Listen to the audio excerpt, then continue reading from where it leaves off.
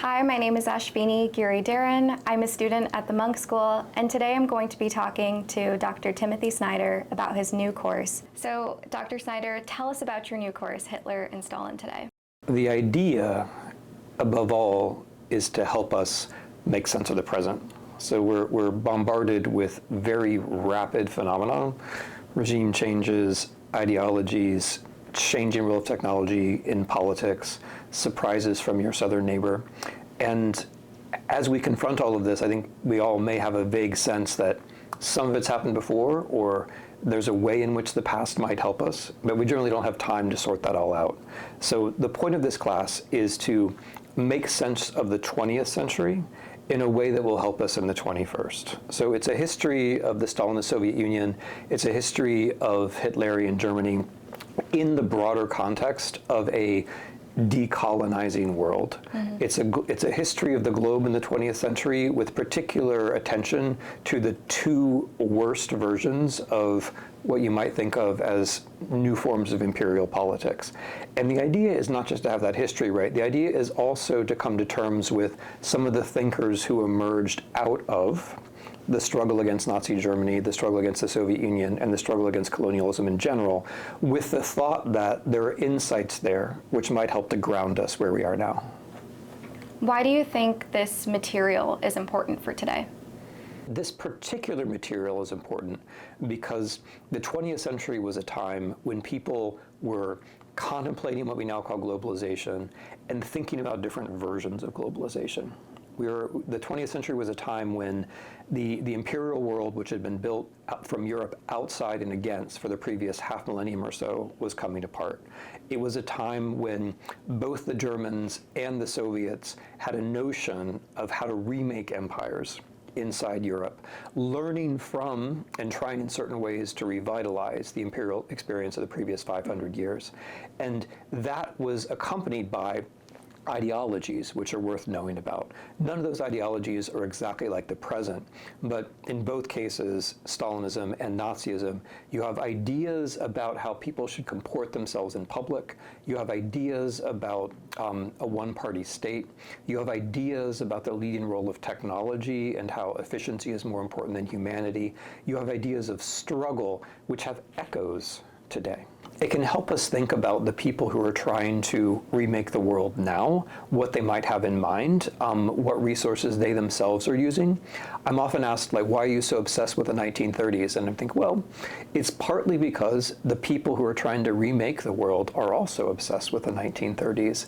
Whether or not we draw lessons from the 1930s, people who wish to bring about tyranny, bring down the rule of law, and so on, are certainly thinking about the 1930s and are certainly drawing lessons from that period. What can students expect from this course? It's meant to be a very broad class where a lot of the work, a lot of the coverage is going to be done in the lectures. Mm-hmm. So explaining major events like famine in Ukraine or terror in the Soviet Union or the Holocaust. This is going to be done in lecture. The reading is going to focus on primary sources, which are first-person accounts of experience of these events, and also reactions to analyses of prescriptions that arise from these events. So I'm going to focus on the tableau, essentially, in the lecture, and then in reading and discussion, we're going to focus on the people who lived through things or experienced them, because sadly they didn't all live through them to the end, and people who analyzed from within, with the hopes that there'll be a combination of both like orientation in the big events, but also the analytical or the conceptual tools that one can get out of it. Because one of the impressions I have all the time now, as we're facing the problems that we're facing, is that we have this very rich set of sources in front of us coming from the 20th century, right? Mm-hmm. Coming from all kinds of thinkers, anti-colonial, anti-Nazi, anti-communist, dissidents of various kinds, and that there are gems in there, right? There are things that we ought to be using. But in the crush of the present, we forget about them. We don't use them, right? We don't take that. We don't. And there's a sadness to that because there are quite a few people in the 20th century who were writing, not even necessarily for publication, for the drawer they couldn't publish, leaving behind some trace in the hope that it would be used precisely, right? In the hope that it would be used. And part of the tragedy of our position is that our information world is so hyper-focused on the present, on what seems to be happening right now. Not even on what is happening, but on what seems to be happening right now. And that is, in fact, an essential element of the downfall of democracy. This sense that we're overwhelmed with information, the sense that we're overwhelmed by people trying to do things, and that very sense of being overwhelmed makes us feel powerless. But there are these quiet voices who wrote coherent things who are there for us. And one of the purpose of the class is for us all to pause from the phones, pause from the overwhelming rush of information, read some things that might be powerful and meaningful and a source of guidance. What excites you about teaching a large class? What excites me about teaching a larger class is that I think the things that we ought to be learning about history ought to be learned on a very large scale. I mean, I had an experience of this a few years ago where I taught a decent-sized class at Yale on the history of Ukraine, but that class happened to be recorded. And so then I ended up having an audience, quite literally, of millions of people, so that I could then, then when I traveled around the world, like I was visiting Odessa in southern Ukraine, and like I was stopped on the street by a family who just wanted to tell me, who recognized me from the course and wanted to tell me how much they liked the class. And that's happened all over the world. And that's kind of brought my attention to the fact that if you're going to go to the effort to teach a class, right, like it's work to make sense of big events like totalitarianism. And if you're going to do it, why not teach it to quite a few students, right? Why not do it all at once? But also, I'm very happy, like with quantity comes quality, in the sense that the more students you have, the more different kinds of students from different kinds of places and backgrounds and attitudes and orientations you're going to have in the classroom. And that's also very helpful, because the more you're teaching to the world, the more it demands that you think about where other people are coming from. And the more you do that, the more general and accessible the class becomes. Do you have any words of advice for incoming first-year students at U of T? I always repeat the advice that my father gave me, if that's not too corny, which is that the first term is the hardest term. And if you can get the first term right, you're probably going to be okay the rest of the way.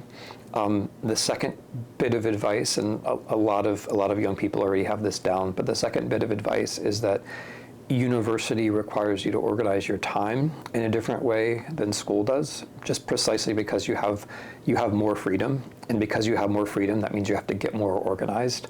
There are fewer people telling you what to do exactly when, which means that you have to use a bit of your freedom to make sure that you get yourself organized. And the third bit of advice, at the risk of sounding like the tech pessimist that I am, it's if you want to do well, especially in the humanities, it's important to block out a part of your life where you're away from the screens. And this takes, for a lot of us now, this takes conscious effort and planning, but it really will be rewarding because you will get better grades. But also, and I've been teaching long enough to say this, if you focus on the reading, you will remember what you learned. And when you're 20, that might not seem so significant, but when you're 40, it's pretty great to remember the things that you learned at university. And if like the pages of your assigned reading are just flitting across while you're texting and like while you're buying a movie ticket and like while you're watching YouTube shorts or whatever, you may do okay on the test, not as well, but what we know from the research is that you're not going to remember it later on.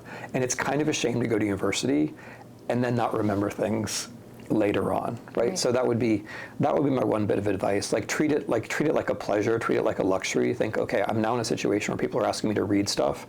I may not ever have that situation again. I should try to structure my life so that reading actually happens in a way that it might change me internally, and I might remember it later on. Thinking about this media landscape that we live in, your books offer us lessons from the past for the present and our future.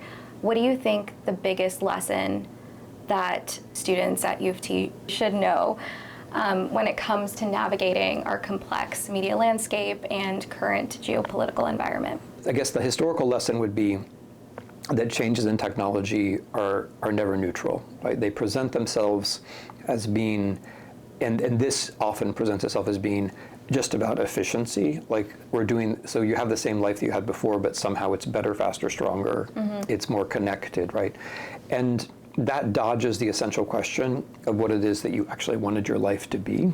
And the tech gets in the way of asking and answering that question by presenting you with an infinitude of things that speak to your emotional or even neurological state right at that moment, leading you down these various rabbit holes which don't even have rabbits at the end of them usually.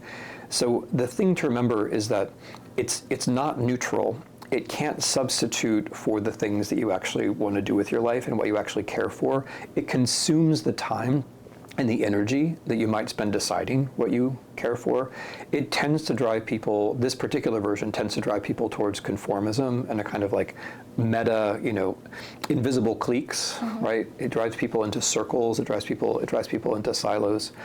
And so, but historically what we know is that these changes in technology, far from being just neutral, tend to drive politics. They tend to change what seems normal in society and therefore what seems normal in politics, which is obviously happening now around the world. And what follows from that is that if you want to be something besides what everyone else is being pushed towards, you need to make sure that you're unplugged a fair amount of the time. In terms of defining your own politics and your own sense of who you are, like that's the right question to ask. Am I using this computer? Am I using the internet? Am I using social media? Am I using this app to project the things that I care about out into the world? Or is it coming into me? Right? Is it passively changing me in ways that I don't completely understand? So that's like, for me, that's the test. Like, of course, we're all going to use screens, but are we using it to try to transmit something that we've already thought about? Right. Or is it just kind of, are we just like one more fleshy node in the network? And then finally, I guess in the spirit of final season, what is your favorite way to unwind when you're not reading, writing, teaching, or working? God, incredibly boring answers to that, although they have the virtue of being true. The most, I mean, the most important thing for me is to exercise in the morning. If I exercise, then things like studying will actually happen much better because a lot of the fuzz goes away, right? A lot of the static disappears, and then I like to read books. I like to read novels. Novels get me away from other things, but also they have the virtue that they improve my prose. They improve my language. And novels, interestingly, going back to your previous question, unlike the internet, are unpredictable. The internet's predictable, and it makes us more predictable. But a novel you pull off the bookshelf will teach you things you didn't expect to learn, right? I'm reading Atwood's Robber Bride now for completely, chancy reasons, and I'm learning all sorts of things about Ontario and women, and and it's wonderful. But unlike other things, it actually does take you away from the present. Like a good novel will take you away from the present. I mean, personally, what I like to do is I like to go outside and play with my kids, but that's not something that I can like offer Toronto undergraduates. Alrighty, All right. Dr. Snyder, thank you so much. My pleasure. Glad to meet you.